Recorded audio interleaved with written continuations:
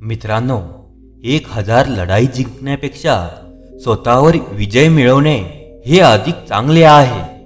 कारण स्वतःवर विजय मिळवला तर सर्व काही जिंकता येते. ते तुमच्याकडून कोणीच हिरावून घेऊ शकत नाही. कोणतीही गोष्ट देण्यामध्ये काय सामर्थ्य आहे हे तुम्हाला जर कळत असेल तर तुम्ही कोणत्याही दिवशीचे जेवण हे एखाद्याबरोबर वाटून घेतल्याशिवाय राहू शकत नाही. पाण्याकडून हे शिका.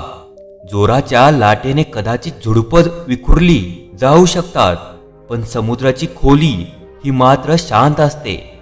त्यामुळे शांत राहायला शिका. कोणते काम करून झाले आहे हे मी कधीच पाहत नाही. कोणते काम करायचे शिल्लक आहे याकडेच माझे लक्ष असते. तुम्ही तीच गोष्ट गमावता ज्या गोष्टीला तुम्ही अधिक बिलगता अथवा चिकटून बसता.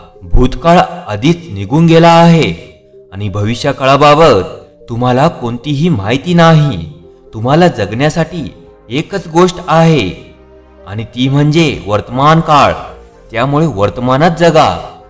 तुमच्याकडे वेळ आहे असा जेव्हा तुम्ही विचार करता तीच तुमच्यासाठी सर्वात मोठी अडचण आहे. कारण वेळ कधी कोणावर कशी येईल हे कधीच सांगता येत नाही. त्यामुळे जी वेळ आहे त्याचा व्यवस्थित उपयोग करून घ्या. जीभ ही एखाद्या धारदार सुरीप्रमाणे असते, पण त्यातून आलेले शब्द हे घायाळ करतात. रक्ताचा सडा घालत नाही इतकाच फरक आहे. सर्वांना हे तिहेरी सत्य शिकण्याची गरज आहे. उदार हृदय, दयाळू भाषा आणि सेवा व करुणेचे जीवन हे नेहमीच मानवतेचे सादरीकरण आणि नूतनीकरण करत असतात.